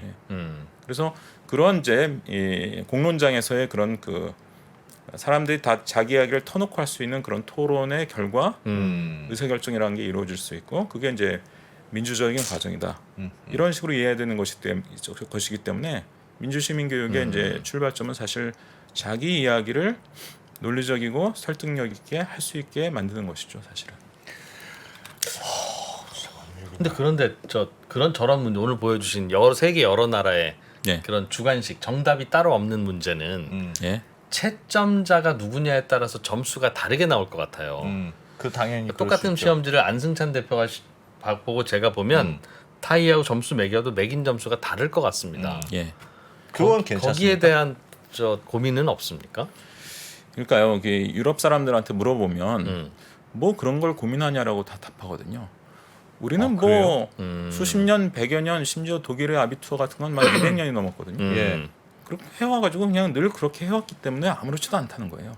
어차피 인생이 불공평하고. 아니 그렇지는 않습니다. 근데 뭐 시험 문제는 왜 공평해야 된다고 생각하냐? 평가 기준은 상당히 명쾌합니다. 예. 예를 들어 아까 이제 영국의 내신을 반영하지 않는다, 뭐 프랑스 내신 반영하지 않는다 이런 말씀 드렸잖아요. 그럼 학교 선생님이 얘가 대입 시험 봐서 몇 점쯤 받을까 다 알고 있습니다. 미리 다 예상을 하는데 그게 거의 정확하게 맞아요. 아 그래요? 이게 수십 년, 100여 년 동안 계속 해온 거여서 학교 선생님들이 이 평가 기준을 다 공유하고 있습니다. 예. 그래서 심지어 영국 같은 경우에는 얘가 이제 실제 A-레벨이라는 대입 시험을 보러 가서 이 과목에서 뭐 점수까지는 아니지만 등급 예. A 스타, A, B, C, D 뭐 이런 식으로 주는데 또는 예. 이제 낙제 이렇게 주는데 이 중에 얘가 B쯤 받겠구나 하면 거의 정확하게 맞아요. 그래서 심지어 대입 원서 쓸 때 예측 점수를 선생님이 줘가지고 그거를 가지고 대학에 지원을 합니다. 왜요? 그러니까 영국은 대입 시험 보기 전에 미리 지원을 해요. 그 시험 볼 때 그럼 지원할 때 들어가 있던 성적은 내신 성적이 아니라 예. 대입 시험에 대한 교사의 예측 성적입니다. 와. 그 예측 성적을 이제 가지고 내 가지고 그 대학에서 이제 심사를 해서 너 내가 합격을 시키긴 하겠는데 조건부로 합격시키겠다 이렇게 줘요. 네가 실제 대입 시험을 봐서 적어도 A 2개 이상, B 하나 이상을 받아라. AA, B 뭐 이런 식으로 받아라.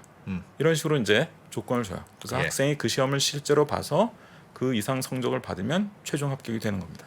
야. 아 그럼 선생님이 예상한 점수를 그냥 인정하고 예, 그걸로 야. 사람을 뽑고 다만 그 평가 기준이 공유되어 있기 때문에 대단히 상당히 정확하게 이 예측 점수를 줘요. 아니 근데 야, 그 선생님 우리 같으면. 그럴 수는 있을 것 같아요. 그러니까 예를 들면 되게 오랫동안 점수의 기준을 공유하고 말씀하셨듯이 그래서 대략적으로 그냥 좀 비슷한 레인지 내에서 점수는 나올 수는 있을 것 같아요. 잘하면. 근데 문제는 우리는 1점 차이로 등락이 결정되는 상황인데 예를 들면 대충 이 정도는 대충 A야. 이 정도는 대충 B야. 이런 러프한 평가로 우리 같은 체제에 과연 그게 맞을 것이냐.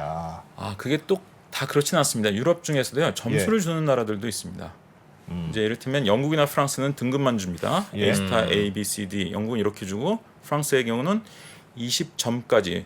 근데 점이라고 하지만 사실 등급이죠. 예. 20등급. 그중에 이제 10등급 이상 되면 10점 이상 되면 이제 대학에 들어갈 수 있게 되는 건데. 근데 독일은 등급하고 점수를 같이 줍니다. 예. 그래서 대학에서 점수까지 활용할 수 있어요. 그래서 독일은 내신 성적 최고 300점. 네. 600점. 예. 그리고 대입 시험 성적 최고 300점. 예. 더하면 900점이죠. 네. 예. 그래서 이 900점을 기준으로 등급도 주지만 그냥 점수도 줍니다, 같이. 그래서 대학에서 점수까지 활용할 수 있게 해줘요. 예. 그러니까 논술형이지만 점수가 없는 것은 꼭 아니라는 것입니다. 논술형으로도 뭐 각 문항 채점에서 점수를 줄 수 있죠. 영국, 프랑스는 그것을 그냥 등급으로 환산해서 등급만 주지만 예. 우리는 점수까지 줍니다. 그래도 그게 괜찮습니까? 그럼 그 점수 1점 차이로 예. 예를 들면 논술형 시험을 봤는데 논술형 시험의 1점 차이는 별로 큰 본질적인 차이가 아닐 것 같아요. 아니, 그건 수능은 마찬가지죠. 수능 객관식 시험도 그 1점 차이가 난다면 그게 예. 그렇게 본질적인 차이일까요? 수능을 비판하는 아니죠. 분들이 많이 지적하는 게 그 문제 아닙니까? 예. 이거는 논술형이냐 객관식이냐의 차이가 아니라 예. 시험 본연이 가진 어떤 한계입니다. 1점 차이가 과연 의미가 있는 거야? 그럼 5점 차이는 의미가 있나? 10점 차이는 의미가 있나? 차이가 커질수록 의미는 커지겠죠. 네. 그렇다고 해서 1점 차이가 의미가 완전히 없다라고 말하기도 어려운 것이고. 근데 그것 때문에 큰 뭐 결과 차이가 나면 그것도 좀 고민스러운 그렇고. 부분이 있고. 예. 이거는 논술형이냐 객관식이냐에 따른 문제가 아니라 시험이라는 것이 가지는 어떤 보편적인 문제라는 것이죠. 문제죠. 그렇죠. 예. 그리고 사실 우리나라 분들이 뭐 그런 채점에 대해서 많이 문제 제기하시고 그렇지만 다른 선진국이 다 채점 시스템 다 완비해서 수십 년, 100년 동안 해왔는데 예. 우리라고 못할 이유는 없고요. 사실 요즘 비밀병기가 하나 인류에 의해서 만들어지고 있습니다. AI. 그렇죠. 지금 제가 처음 그 생각을 했는데요. 그 생각하고 전문가한테 물어보니까 전문가들은 이미 다 생각하고 있더라고요. 조금만 기다려라. 조금만 기다리면 인공지능이 기가 막히게 채점해준다. 논술형 문항을. 예.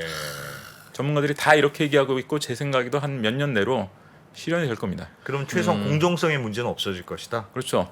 최소화되고 또 비용의 문제도 많이 줄어드는 거죠. 이게 사람이 예. 다 채점하려니까 유럽에서는 비용도 많이 들거든요. 그렇죠. 근데 이제 그런 것들도 대폭 줄일 수 있고. 어허. 그리고 사실 우리나라 대학에서 논술고사 보지 않습니까? 예. 근데 우리나라 역사상 논술고사 채점 결과에 대해서 시비를 건 학부모나 학생 보신 적 있습니까? 없긴 없는 것 같아요. 전무합니다. 어. 처음부터 안 알려줘 버릇하면 아무도 안 물어봅니다, 사실. 이 점수의 근거에 대해서. 예. 어. 우리나라가 이제 점수 약간의 차이로 뭐 떨어지고 붙고 달라지고 굉장히 예민한 것 같지만 예. 논술고사는 처음부터 안 알려줬거든요. 얘가 몇 점이고 왜 떨어졌는지 안 알려줬는데 그래. 아무도 문제 제기를 한 적이 없어요. 우리는 뭔가 지침이 나오면 그냥 그 지침을 향해서 달려가는 걸 잘하기 때문에 그래. 한 번 끝난 거는 끝난 거야. 근데 아까도 말씀드렸지만 이를테면 캐나다에서 예. 이 지역 내신하고 저 지역 내신이 여기는 후하고 여기는 짜고 대학에서 비밀리에 보정한다. 그거 알려달라고 아무리 얘기해도 안 알려주거든요. 일부러 비밀로 유지하는 것들이 꽤 있습니다. 예. 지난 시간에 제가 SAT 설명드리면서 예. 어떤 과목은 만점자가 뭐 10몇 %씩 나오는데 그러니까 최고 점수 받은 학생이 어떤 과목은 한 4%밖에 안 나온다. 그럼 왜 이렇게 다르게 이렇게 채점을 하느냐? 근데 보정 방식이 어떤 건지 SAT 출제 당국에서 안 알려줍니다. 이제 전문가들이 대략 짐작을 하는 것이지 정확하게 예. 안 알려줘요. 예. 그래서 그런 거는 또 너무 자세하게 알려주면 또 시비거리만 되고 그러니까 불편할 수 있기 등락만 때문에 알려준다. 그렇죠. 점수는 알려주지만 이 점수가 왜 이런 식으로 나왔는지 정확한 그 계산식 같은 거를 알려주지 않습니다. SAT에서도. 그래서 자꾸 뭐 그것을 근거를 대라 정확한 뭐 그 방식 이것을 다 공개해라. 심지어 시험으로 뽑는 경우에도요. 그렇게 뭐 입학사정 건지도 말할 것도 없고 심지어 예. 시험으로 뽑는 경우에도 그런 세부적인 것을 모두 공개하지 않는 경우가 허다히 있습니다. 그러니까 그렇게 주관식 문제로 냈다가 채점 시비에 휘말리지 않겠습니까? 라는 질문에 대한 답은 선진국들도 다 알아서 하는데 왜 우리라고 안 되겠냐? 그리고 그걸 점수 일일이 다 안 공개하버릇하면 대충 넘어가게 돼 있어. 그리고 이제 그렇군요. 앞으로는 AI가 우리를 도와줄 것이다. 그렇게 말씀드릴 수 있겠고요. 그런 네. 고민은 안 해도 됩니까? 그러니까 논술형의 장점에 대해서는 뭐 이론의 여지가 없는 것 같은데 논술형 시험으로 완전 입시 제도가 바뀌었다 우리가 그러면 학원으로 강남 학원으로 또 달려가는 일이 벌어지지 않겠느냐? 그렇죠. 이게 제가 뒷부분에서 얘기할 건데요. 아 그렇습니까? 예. 지난 시간에도 약간 얘기한 게 있습니다. 제가 우리나라가 진정한 미국식 입시 해본 적 없다. 진정한 유럽식 입시 해본 적 없다. 예. 그럼 진정한 미국식 입시를 해보자. 진정한 유럽식 입시를 해보자. 그러니까 논술형 말씀하신 게 진정한 유럽식 입시죠. 예. 그러면 이제 우리나라에서는 사교육 대란이 벌어질 가능성이 높고 그래서 의사결정을 하는 정치인들에 의해서 이게 채택될 가능성이 높지 않다라고 저는 보는 것입니다. 현재 상황이라면. 예.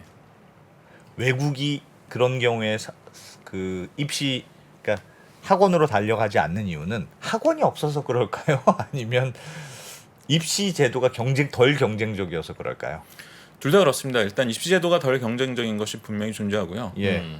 그리고 이제 아까 입시 제도라기보다 지난번에 말씀드렸지만 대학 간의 격차가 그렇게 크지 않으면 그럼 뭐 꼭 이 대학을 가기 위해서 별짓을 하겠다 이런 심리가 아무래도 좀 줄어들죠. 예. 예를 들면 프랑스 같은 경우에는 바칼로레에서 20점 만점에 10점 이상만 받으면 무조건 대학에서 받아주거든요. 예. 물론 지나치게 몰리면 추첨을 하긴 하지만 근데 반대쪽에 핀란드가 있죠. 핀란드는 모든 대학 모든 학과에서 성적순으로 학생을 뽑습니다. 예. 중간쯤에 독일이 있습니다. 독일이 전체 대학 학과의 최근 통계를 보니까 60%에서는 프랑스처럼 일정 점수만 이상이면 받아줍니다. 예. 나머지 40%는 경쟁적 입시를 해요. 아. 주로 성적 좋은 애들을 뽑습니다. 섞어서. 예. 예. 그래서 이제 이거는 대학마다 학과마다 좀 다른데 의대 같은 경우는 이제 예외 없이 의대 같은 경우는 이제 경쟁적 성적으로. 입시가 존재하는 것이죠. 독일에서도. 그러면 우리가 유럽이 영국 빼놓고는 대학이 평준화되어 있다라고 흔히 얘기하는데 그건 너무 다르잖아요. 프랑스는 뭐 이건 진짜 평준화 같고 예. 일정 점수 이상만 넘으면 다 대학에 갈 수 있으니까. 근데 핀란드는 모든 학과에서 다 경쟁적 선발을 하고 있고 예. 독일은 한 40%에서 그걸 하고 있고 그러네. 그런데 심지어 독일이나 심지어 핀란드 같은 경우에도 대란이 벌어지지 않는 이유는 뭐냐? 그럼 대학 수준이 크게 다르지 않기 때문입니다. 그게 중요하네요. 그러니까 대입제도에서 얘기하는 이 평준화라는 말의 의미와 대학의 수준이 고르다는 이런 의미의 대학의 평준화했다는 이 말이 예. 전혀 다른 차원의 말입니다. 그 평준화라는 말은 우리가 막 뒤섞어서 쓰는데요. 예. 수준이 비슷하다는 이런 의미에서의 평준화하고 그러니까 선발제도 또는 입학제도에 있어서의 평준화라고 흔히 우리가 얘기하는 이것은 전혀 다른 차원의 얘기예요.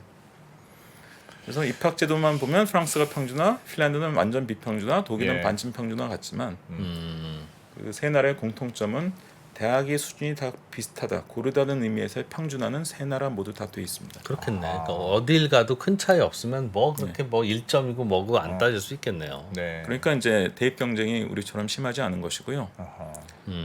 근데 이제 미국은 원래 이제 이 시험 입시 학원이 별로 없었는데 예. 요즘 이제 한국식 학원이 점점 늘고 있습니다. 아니 요즘 미국에서도. 미국에 있는 학생들이 방학에 한국에 와서 SAT 시험 준비를 강남에서 하고 간다는 거예요. 요즘은. 대치동 2달짜리 월세 인기예요. 그렇게. 한국 입시 교육이 짱이죠, 사실. 근데 거기에는 또 다른 이유가 숨겨져 있습니다. 예. 아까 말씀드렸지만 유럽의 입시는 음. 시험 문항을 보면요, 이게 내신 시험 문제인지 입시 시험 문제인지 구분이 안 됩니다.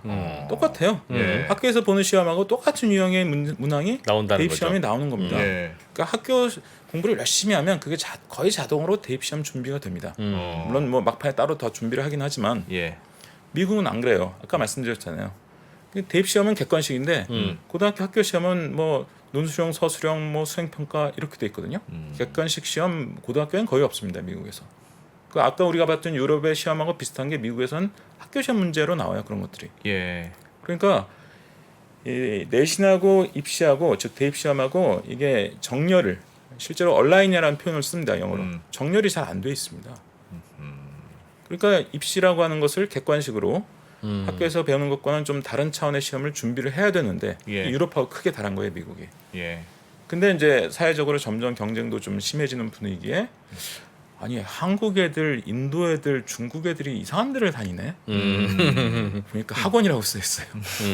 저거 다녀서 저 점수를 올린다 그러네. 그러면 예. 제가 100이냐. 근데 나도 한번 다녀볼까? 이런 사례가 점점 늘고 있는 것이죠. 사교육이. 사교육 진짜 그래서 이제 OECD 대입 제도를 이제 우리가 좀 네. 들여다보고 있는데 예. 일단은 이제 대부분 입시를 가지고 있다. 그런 입시를. 가끔 독일의 입시가 없다라고 주장하시는 분들이 있는데 네. 그게 좀 주의해서 들으셔야 됩니다.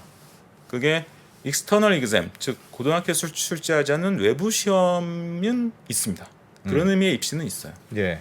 근데 여기서 이제 입시가 없다는 것의 의미는 뭐냐면 독일의 이 시험은 특이하게도 고등학교 졸업할 때 딱 한 번밖에 못 봅니다.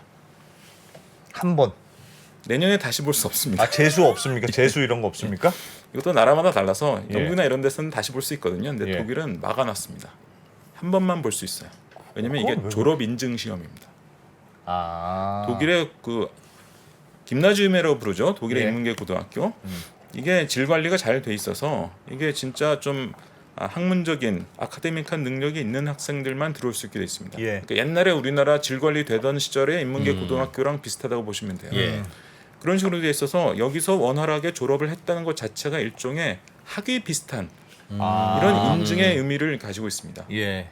학위라고 뭐 디그리라고 부르지는 않습니다만. 그러니까 이제 여기서 이제 낙제 이런 것 없이 내가 온전히 다 이제 내신도 다 채웠고 대입 시험도 낙제 이런 것 없이 다 채웠으면 이게 이제 본인한테 개인적으로 일종의 학위 비슷한 거를 받는 셈이 되는 거예요. 그러니까 다시 기회를 안 주는 겁니다. 아. 혹시 내가 고3 때 아파서 또는 뭐 컨디션이 안 좋아서 예. 시험을 망쳤거나 뭐 그랬다 그러면은 고3을 다시 다녀야 됩니다. 그냥 아예.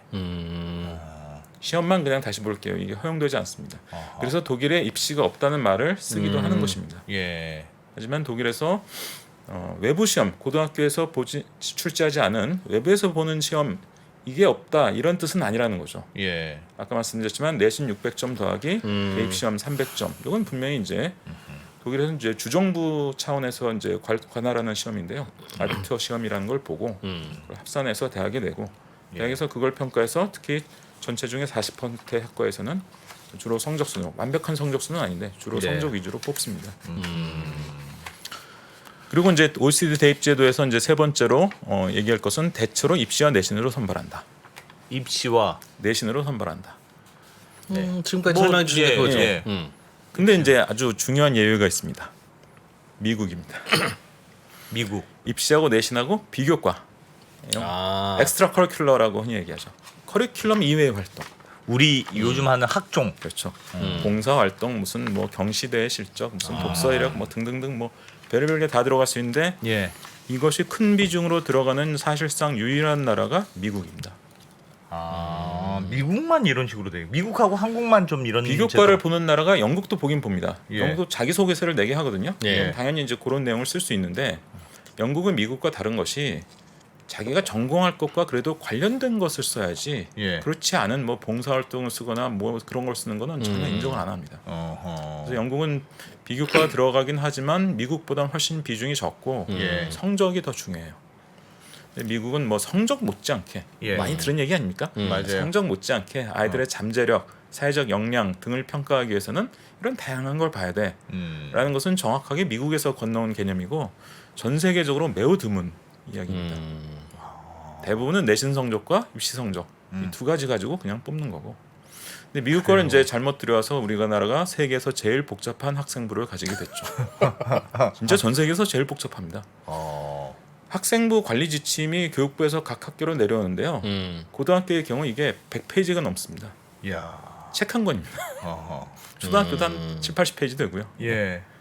그러니까 우리가 이제 귤이 어디를 넘으면 탱자가 된다고 그런 속담이 떠오르는데 미국은 일단 이제 뭘 쓰던 믿어주는 사회거든요. 예. 혹시 나중에 거짓말한 게 걸리면 이제 큰일 나긴 하지만 예. 일단 이제 신뢰한다는 것을 전제로 이제 만들어진 제도고. 예. 고등학교 선생님들을 그리고 이제 알고 보면 미국에서 이제 입학사정관제 같은 희한한 제도를 하게 된 것은 20세기 초에 미국의 주류 백인들의 지성의 전당인 아이비리그 대학에 이교도인 유대인들이 너무 많이 들어오게 되면서 그걸 컷하려고 한 거거든요, 사실. 미국의 주류는 프로테스탄트잖아요, 개신교잖아요. 예. 근데 20세기 초에 데이터를 보면 심지어 하버드의 신입생 중에 유대인 출신이 무려 30%, 뉴욕의 콜럼비아대는 무려 50% 이렇게 나옵니다. 예. 그러니까 개신교들이 깜짝 놀란 거죠. 성적순 그때까지는 성적순으로 뽑았거든요. 예. 본고사를 봤습니다. 예. 미국도. 예. 성적순으로 뽑았더니 유대인들이 다 차지하네. 유대인 이길 수가 없어. 그럼 우리의 지성의 전당을 지켜야 됐다. 예. 그래서 이제 여러 가지 비교과 이런 것까지 다 반영하면서 성적이 뭐 꼭 그렇게 중요합니까?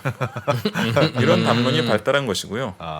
물론 이런 부정적인 측면만 있는 것은 아니어서 이제 60년대 이제 흑인 민권 운동이나 여성 운동 등이 이제 성장하면서 예. 어퍼머티브 액션이라고 하죠. 최근에 네. 미국에서 이제 이게 대법원에서 뒤엎어졌다고 해서 논란이 되고 있습니다만 어쨌든 인종을 고려한. 그렇죠. 그러니까 소수인종을 우대해주는 예. 소수자를 우대해주는 그런 이제 그런 것이 이제 법으로 만들어졌죠. 그래서 예. 사립 때는 꼭 하진 않아야 되는데 자율적으로 하고 주립 때는 이제 법으로 정해졌으니까 그걸 지키는 이런 것이 이제 가미돼서 그렇지.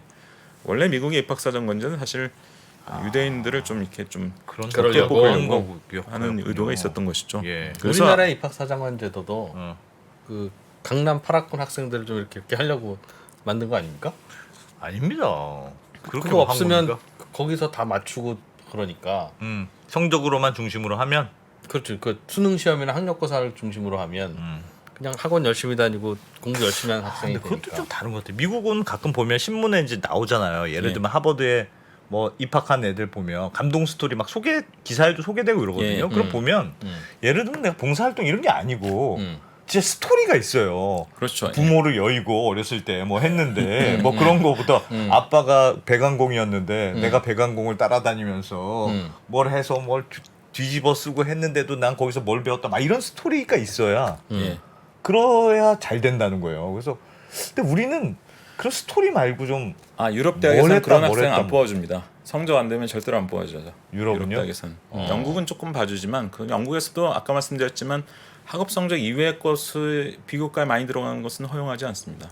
학업과 관련되지 않은 것은. 그리고 제가 독일의 사례인데요. 독일 분한테 미국의 어퍼머티브 액션처럼 좀 성적이 좀 못 미쳐도 좀 어려운 환경에서 자라온 애들 뽑아줘야 되지 않느냐 그러면 그것은 그런 아이들을 오히려 모욕하는 것이다.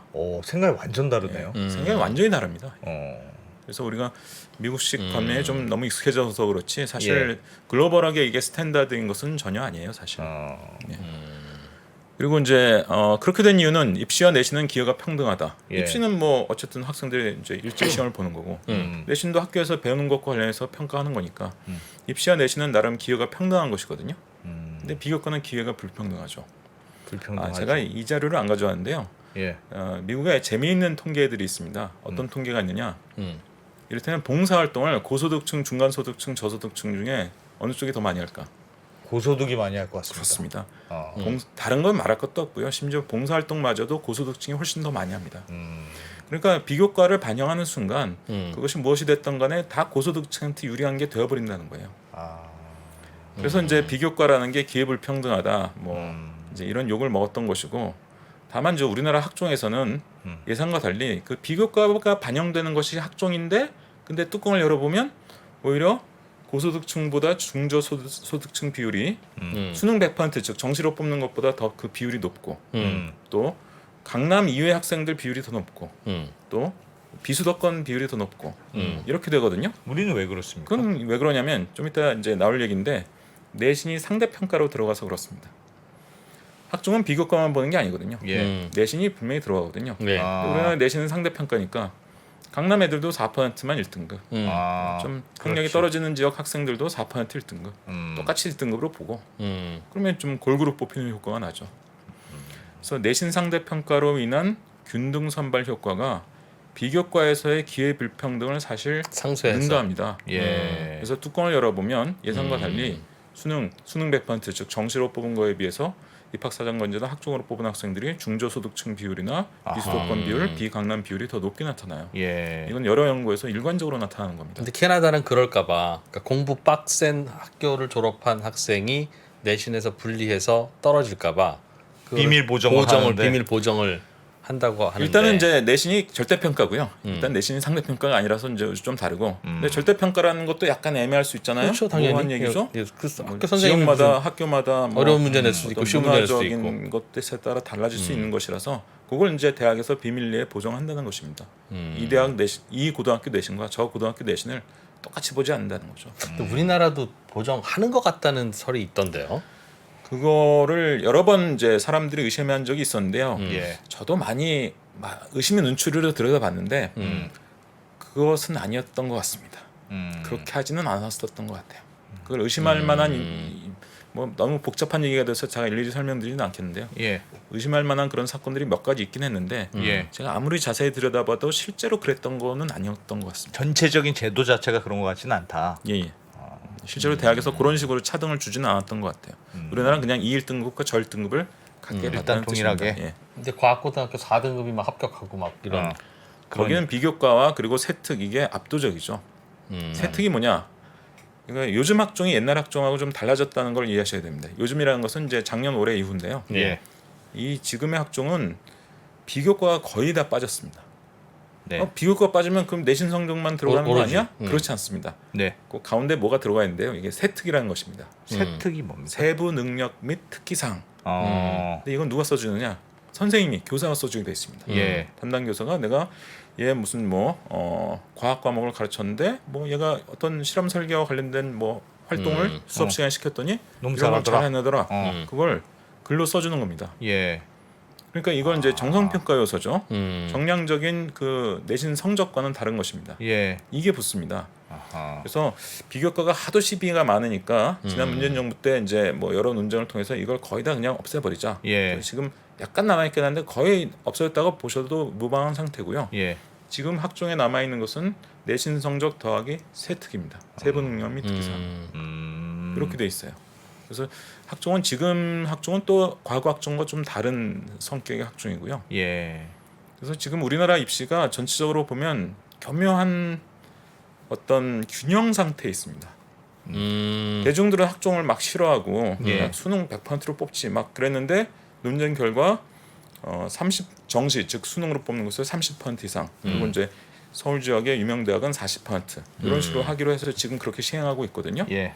그래서 대중의 요구를 그 정도 수용하고 또 학종이 아까도 말씀드렸지만 계층 상승을 촉진하는 효과도 있고 또 공교육이 좀 개선된 효과가 분명히 있습니다. 왜냐면 세특 같은 거 쓰게 하면요 선생님들이 수업 연구도 많이 하시게 되고 얘를 효과적으로 아이들을 가르치려면 어떤 활동을 또 시키면 좋을까? 그래 또 세특을 쓸 것도 풍부해지거든요. 예. 그런 개선 효과가 분명히 있었기 때문에 그래서 이제 비교과는 없애고 세특을 유지한 상태의 학종도 이제 예. 지금 남아 있는. 그래서 정시 즉 수능으로 뽑는 거 한 40%의 학종도 이렇게 비교과 빼가지고 이렇게 남아 있는 비교과를 교묘한 그 어떤 균형 상태에 있는 게 현재 우리나라의 이 입시입니다. 비교과를 빼고 세특을 집어넣은 것은 세특은 원래 있었던 겁니다. 그럼 세특이 남아서 예. 하는 건 지금 저 우리 채팅창에서도 특목고 1등급과 일반고 1등급을 같이 취급한다는 넌센스가 어딨냐라는 지적을 하시는데 거기에 대해서도 보충이 됩니까 그러면? 그러니까 이를테면 과학고 3등급, 4등급짜리들도 막 이만 문제 가던데? 예. 라고 말씀하시는데 그 그게 세특- 가능한 것은 세특과 과거엔 비교과, 근데 지금 비교과 없어졌죠. 세특에서 굉장한 차이가 납니다. 예. 그러면 대충은 그 숨겨진 보정이 작동한다는 뜻이네요. 그것도 보정이라면 보정이랄 수 있겠죠. 예. 예. 어쨌든 알겠습니다. 네. 예. 그리고 이제 마지막으로 이제 OECD 대입 제도에서 특이할 만한 것은 한국을 제외한 모든 나라의 입시와 내신은 모두 절대 평가라는 것입니다. 근데 여기서 이제 절대 평가는 등급제만 의미하는 것은 아니고 지난 시간에 배운 거죠? 원점 수제도 사실은 절대 평가죠. 그렇죠. 예를 들어 너 93점이야. 음. 그걸 그냥 쓰면은 이제 원점수 93점을 그냥 쓰면 이거는 점수제, 예. 점수제 절대 평가고요. 예. 93점은 90점에서 100점 사이에 있으니까 너는 1등급이야. 예. 이렇게 해주면 등급제 절대 평가입니다. 그렇죠. 그러니까 절대 평가 두 가지 유형이 있을 수 있는데 예. 원점수제도 일종의 절대 평가고요. 지난번에도 설명드렸던 미국 SAT나 터키 대입 시험 등에서 사용하고 있는 이 보정 점수, 스케일드 스코어. 이건 뭐 여러 번 설명드렸으니까 다시 반복하지는 않겠는데 예. 이것도 상대 평가 아니냐? 사실 보정식을 정확하게 공개를 안 하기 때문에 뭐라고 막 딱 말할 수 있는 그런 뭐 증거는 없는데요. 예. 제가 보기엔 이거는 절대 평가에 가까운 겁니다. 그러니까 원점 수제를 난이도 조절을 아주 잘 해가지고 낸 것과 비슷한 결과가 나오거든요. 예. 그래서 이것은 일종의 절대 평가다. 한국 상대 평가 지표인 표준 점수 그리고 척차 등급 이런 것은 OECD에 쓰는 나라가 없다. 왜 없냐? 아까 지난번에 설명드렸습니다. 성적 우수자가 선호하는 과목은 기피 과목이 된다. 경제는 그러니까. 공부 잘하는 애들이 막 선택하는 예. 것 같고 그래서 걔네들하고 등수 경쟁하려니 부담스러우니까 도망가고 뭐 물리 공부 잘하는 애들이 선택하는 것 같고 그거 뭐 껴가지고 등수로 경쟁해서 막 4%에 들어와 1등급이고 그러면 막 후달리니까 기피하고 그래서 합리적 선택에 역행하는 제도입니다. 상대평가가. 예. 그래서 상대평가 지표인 석차 등급이나 표준 점수 같은 이런 지표를 OECD 어느 나라도 쓰지 않는 것입니다. 다 절대평가 등급이나 원점수나 스케일드 스코어 이런 것들을 쓰는 것이고요. 여기 이제 하나 더 황당한 게 있습니다. 우리나라가 OECD에서 유일하게 내신 상대평가를 하고 있는데 이건 OECD 유일이 아니라 아마도 제가 여태까지 본 바로는 아마도 세계 유일입니다. 내신 상대평가 내신 1등급이에요 뭐 이런 거. 아니 내신이 뭐 등급제로 있는 나라들이 있죠. 미국에서 예. 내신 A, B, C, D 주는데 그게 네. 1등급, 2등급, 3등급인데 예. 그것의 기준이 우리처럼 4% 1등급, 11% 2등급, 그래. 23% 3등급 이것이 아니라 일정 점수 이상이면 A, 일정 점수 또 이상이면 B 이렇게 돼 있다는 것이죠. 이거는 진짜 세계 유일합니다. 물론 야. 일본의 고등학교 성적표에 보면 뭐 등수 나와 있고 이런 경우 많이 있는데 근데 일본은 대학에서 내신을 반영을 안 합니다. 센터 시험하고 본고사 그냥 이런 것만 가지고 뽑아요. 예. 그러니까 내신을 반영하려면 예. 반영을 하면 상대평가를 안 할 수 없는 게 절대평가로 하면 아니 선생님 무조건 다 100점 주세요. 아주 쉬운 문제로 내셔서 왜 우리의 장래를 망치세요. 다들 그럴 테니까. 그런 거 문제 아니면 그런 문제 때문에 아니면 강남에 있는 학교만 또 좋은 문제 뭐 그런 거. 뭐든. 내신 상대 평가를 안 하는 이유는 일단 대입 시험에 상대 평가를 안 하는 이유와 똑같은 이유가 있습니다. 아이들이 과목을 선택을 해야 되는데 예. 우리는 이제 이제서야 고교학점제 한다고 하면서 이제 선택을 도입한다고 하는데 다른 나라에는 고교학점제라는 이름이 없거든요. 원래 그냥 과목을 선택하는 거였습니다. 원래 기본 디폴트가 옛날부터, 예. 그래서 유럽이나 미국에는 고교학점제라는 이름이 새삼스럽게 존재하지 않습니다. 원래 그냥 과목은 늘 그냥 고등학교쯤 되면 선택하는 거였기 때문에. 예. 근데 과목을 선택하려는데 수능에서와 똑같은 문제가 생기지 않겠습니까? 공부 잘하는 애들이 물리 많이 선택하네? 그럼 난 도망가야지. 공부 잘하는 애들이 막 세계사 많이 선택하네? 그럼 도망가야지.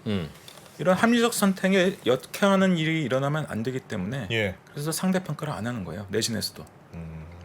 그러니까 이 나라들은 내신이 당연히 절대평가인 겁니다. 그런데도 그 내신을 반영을 많이 해요. 그렇습니다. 예.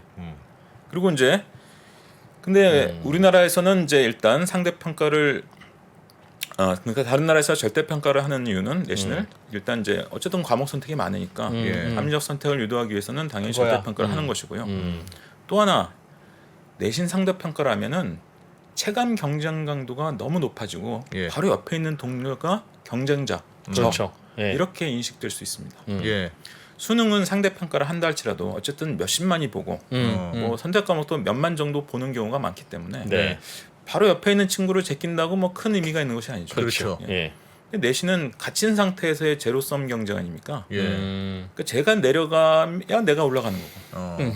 내가 내려가면 또 제가 올라갈 가능성이 그러니까 그게 높아지는 너무 거고. 비교육적인 굉장히 환경 비교육적인 같아요. 것이죠. 예.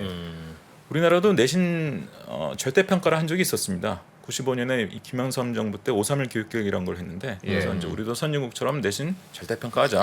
몇 년간 했어요. 예. 무슨 문제가 있었습니까? 7, 8년 이상 했는데 그랬다가 이제 또 다른 문제가 생겼습니다. 그게 뭐냐? 아까 얼핏 말씀하셨던 거예요. 내신 성적 잘 주자. 잘 주기 경쟁을 이제 고등학교에서 예. 하게 됩니다. 그러겠지. 구별 안 가죠. 그러니까. 그래서 이거 공개된 자료는 아니었는데 그때 강남의 모 고등학교에서는 웬만한 과목 90% 이상을 수를 주는 그때는 수미안가로 줬거든요. 예. 이런 일이 막 벌어지면서 그때가 이제 언제 바꿨냐? 노무현 정부 때였습니다. 노무현 정부 때 세상에. 2005년부터는 고등학교 1학년 2005년부터는 내신을 다 상대평가로 다시 바꾼다. 아이고야. 그렇게 했던 것입니다. 그래서 지금까지 이게 이어져 오는 것이고요. 예. 그래서 어쨌든 내신 절대 평가를 다른 나라들에서 하는 것은 일단 합리적 선택을 위해서 이거는 이제 수능 같은 입시에서 절대 평가하는 것과 같은 이유고요. 그럼 다른 나라는 또 하나는 고등학교 선생님들이 입시 쉽게 그러니까 시험 쉽게 내는 걸 안 해요? 우리 그렇게 안 학교 하죠. 예. 근데 우리나라만 유독 전국의 고등학교가 내신 쉽게 내기 그 열풍 때문에 이게 망가졌다고요?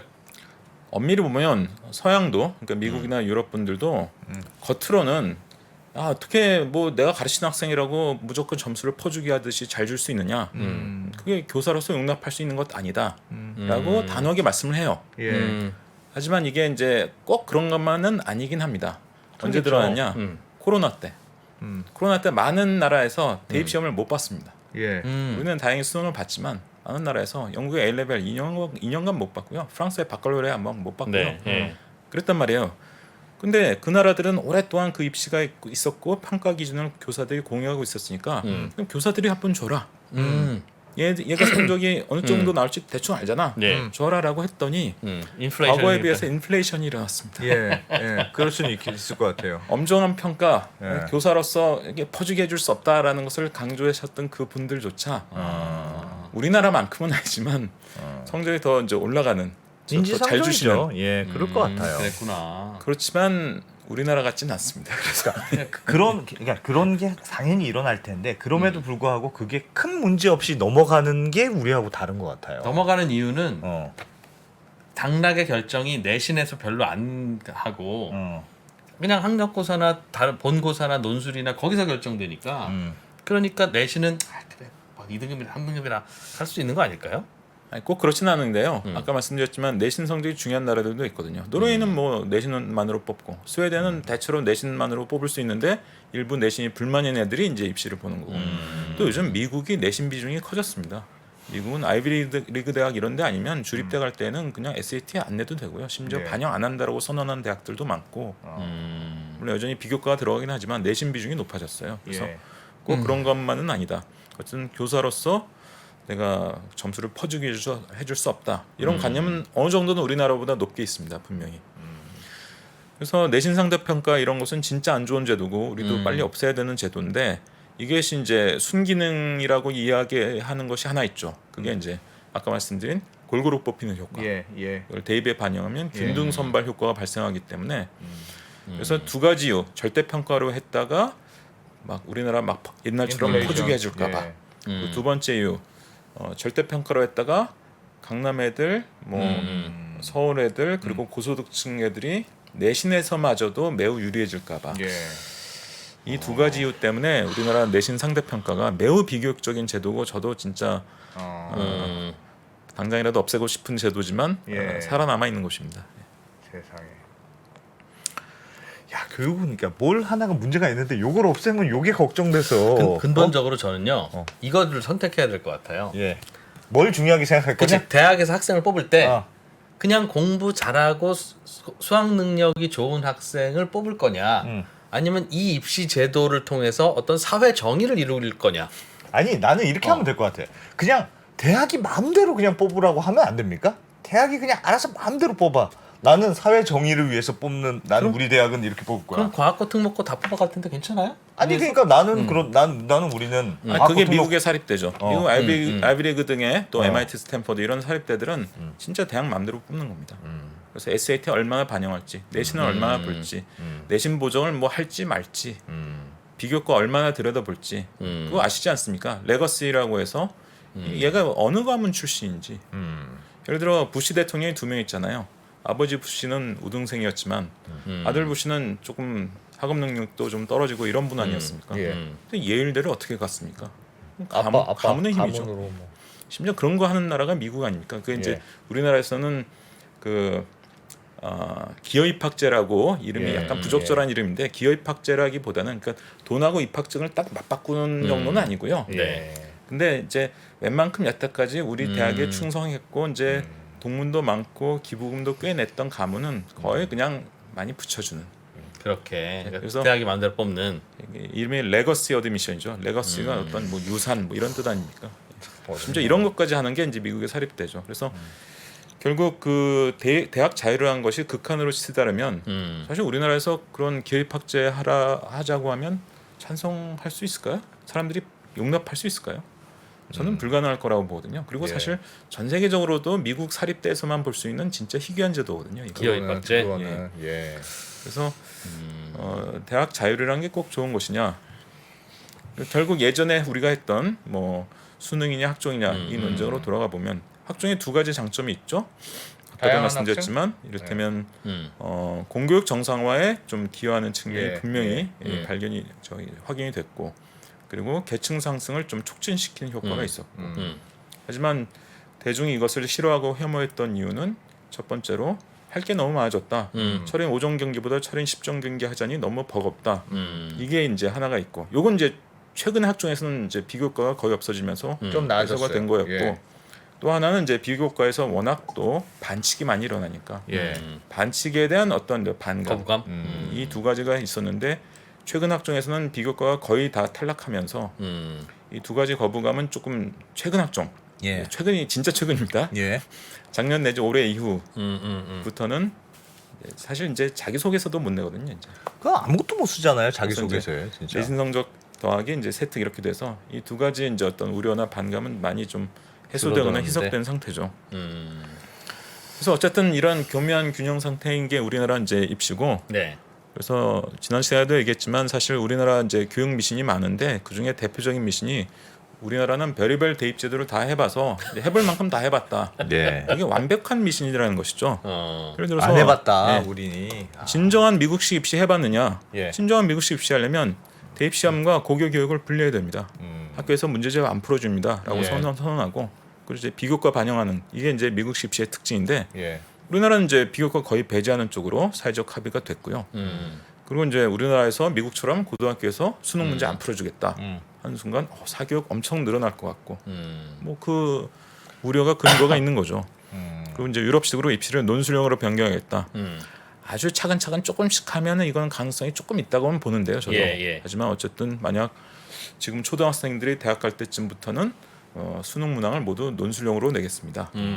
우리나라 논술고사하고 또 다른 거죠. 예. 유럽의 입시는 과목 시험인데 국어인데 논술형, 영어인데 논술형, 수학인데 논술형으로 나오는 거잖아요. 예.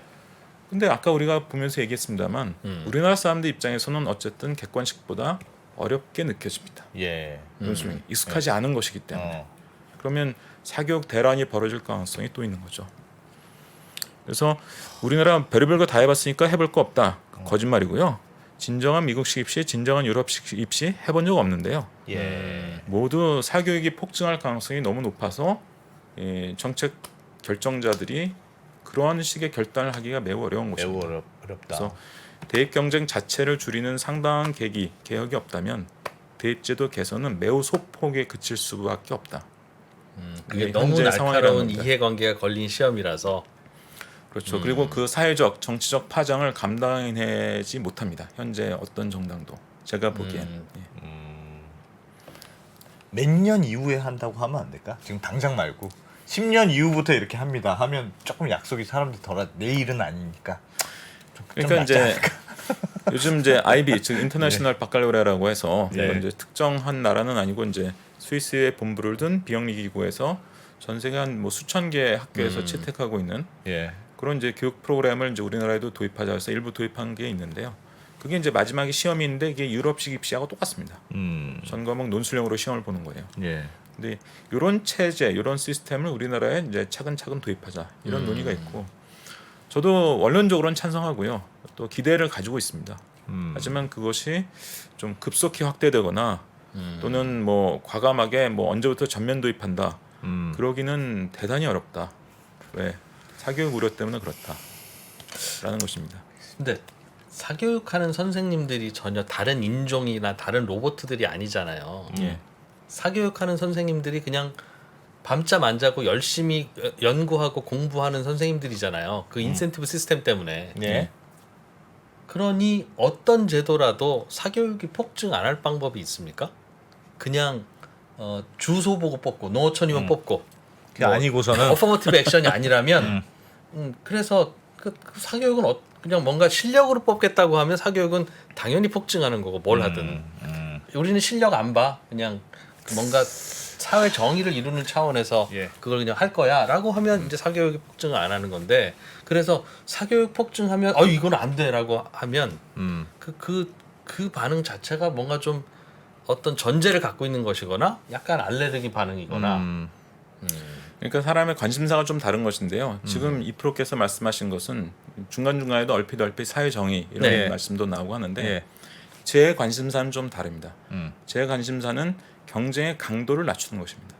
경쟁을 강도. 경감한다는 것과 예. 사회적인 실현을 위해서 계층 상승을 촉진한다는 것은 좀 다르죠. 굉장히 다른 지표입니다. 예. 다르죠. 상당히 다른 차원이 다른 지표예요. 예.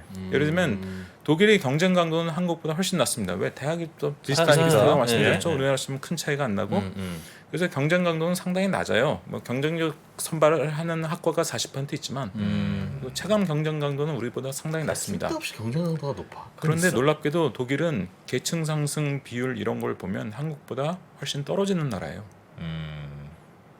그러니까 부모의 계층이 자손에게 세습되는 비율이 한국보다 더 높은 나라입니다. 그리고 예. 고졸 대졸 임금 격차도 한국보다 심한 나라예요. 사실은 독일이.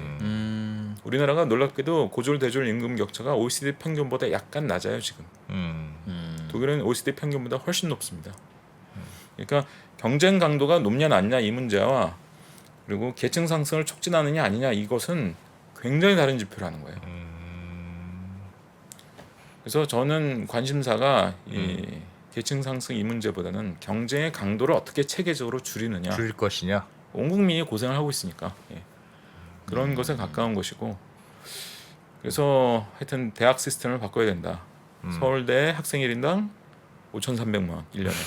그래. 연세대 3,100만 원, 그래, 서강대 서열이 남아 있는 한. 그래. 성균관대 서열이 남아. 2,700만 원. 뭐 이런 나라에서는 방법이 없다. 뭘 해도. 입시 제도로 뭘 해볼 수 있는 것은 상당히 제한적이다. 저도 당분간 그런 것입니다. 그냥 기여 입학제도 하고 어. 뭐 당분간은 그냥 대학이 맘대로 뽑고 일단 한번 해봤으면 좋겠어요. 그러면 엉망진창이 될 거 아니겠어요. 예, 예. 그 막 정실도 작용하고 그러면 이젠 그 대학 졸업생을 못 믿게 되는 거죠. 근데 그렇게 되면 자연스럽게 선생님 말씀하시는 경쟁이 낮아져. 대학 평준화가 이루어지지 않을 걸주. 제가 올해 여름 들어 3프로 TV에 벌써 세 번째 지금 네. 돌려 나왔는데요. 예. 예산. 가장 어이없는 말씀을 네, 대학은 쏟아붓는 예산에 따라서 서열이 만들어지는 겁니다. 예. 라는 말씀을 하셨죠. 아니 그렇다는 거예요. 이건 시간 많이 되는데 딱 하나만 얘기하면 제 친구 딸이 미국에 사는데 한국에 와서 광남에서 과외를 받았어요. 그래서 쪽집기 시험 수학 천재들만 본다는 경시대 쪽집기 시험 봤어. 그래서 미국에 가서 그 시험 봤어. 근데 학교에서 유일하게 통과가 됐대. 수학을 원래 못하는 애인데 그래서 선생님이 이런 천재가 다 있나 하면서 학교가 난리가 났다는 거예요. 그래서 얘는 수학과를 반드시 보내야 된다 했는데 결국 걔가 그걸 지원을 못했대. 왜냐하면 수학과에 실제로 가면 자기 실력이 뽀록 날까 봐. 그래서 못 갔다는 거예요 실제로. 그럴 수 있겠네. 선생님은 막 추천 이거 우리 학교에 천재가 나타났다고 난리가 났다는데. 그래서 실제로 사교육은 반드시 굉장히 활성화되겠으나 뭘 해도 결국은 다른 게 정상화되면 그것도 좀 만회가 되지 않을까 그런 막연한 기대감이 있긴 있습니다. 한국에서 그리 공부를 잘하지 못하는 학생이 미국이나 캐나다 가서 자존감을 매우 높이면서 성공한 사례들이 있죠. 있죠. 지금 말씀하신 있죠. 저런 사례들이. 그렇죠. 그렇지. 그 중요하지. 알겠습니다. 대학의 서열. 그러니까 대학 하나 가지고 인생을 정하지 말아야 됩니다. 그래야 뭔가 경쟁의 강도가 빠지면서 예. 뭘 좀 하지. 예. 이런 상태에서는 뭐 하나 건드렸다가는 그 말씀이죠? 예, 예. 네. 네. 자, 교육평론가 이범 선생님. 이건 선생님 누구도 고맙습니다. 건드리기 어려운 핫포테이토를 조목조목 잘 건드려 주셨습니다. 고맙습니다. 고맙습니다. 고맙습니다. 네, 시간이 네. 좀 많이 됐네요. 글로벌 예. 라이브 이어가겠습니다.